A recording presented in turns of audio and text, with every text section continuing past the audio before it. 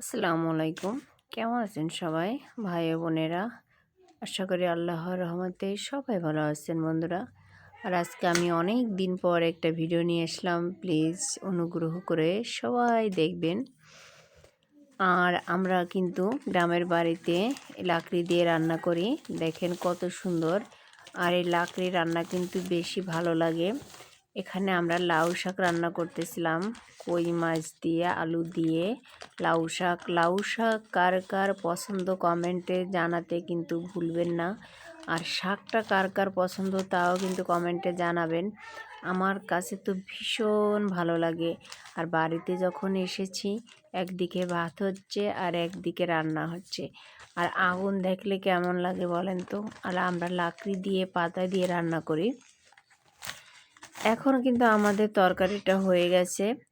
আর আমাদের তরকারি আজকে আমরা কি কি রান্না করতেছি অবশ্যই আপনাদের মাঝে তুলে ধরব। এই পর্যন্ত এখন আমরা একটু জিরের গুঁড়ো দিয়ে নামিয়ে নিলাম। এরপরে অনেক আইটেম রান্না করতেছি, যে পাবদা মাছ কিন্তু খুব ভালো লাগে। এটা কষিয়ে যখন রান্না করা হয়, বেলে মাছের মতন গইলা যায়, বেশি জাল করা লাগে না। এখানে আমরা কি কি আজকের সেহরি খাওয়ার জন্য রান্না করতেছি আপনাদের মাঝে তুলে ধরলাম। আর দেখেন ভাত কি সুন্দর টকবক করতেছে। আর এদিকে আপনার পাবদা মাছটা তো উঠিয়ে দিলাম, ভালোভাবে মশলা দিয়ে কষিয়ে নিলাম।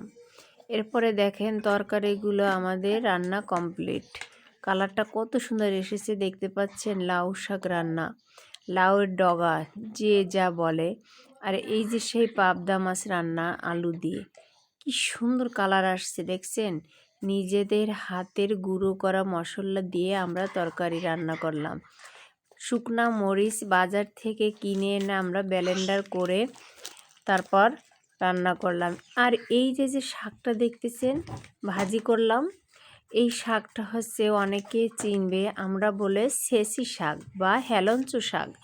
এই শাকটা এখন রমজান মাসে কিন্তু একটু শাক সবজি বেশি ভালো লাগতেছে। এই যে আমাদের শাকটা ভাজি কমপ্লিট দেখেন। আর এই দিকে আবার আরও একটা মাছ রান্না করব, সেটা হচ্ছে সাগরের টেংরা মাছ।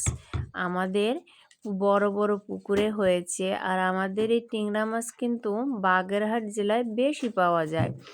আমাদের এদিকে লবণ পানি, যার জন্য এই টেংরা মাছ আমাদের বড় বড় ঘের বলে, ঘেরে হয়েছে।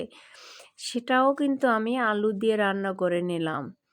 রান্না করার পরে এদিকে দেখেন একটু পোয়া মাছ জাল করতেছিলাম। আজকে আসলে জনগণ বেশি, এই জন্য তারপর আমি চলে গেলাম ইফতারের আইটেমে। দেখেন কত কিছু জোগাড় করা লাগছে।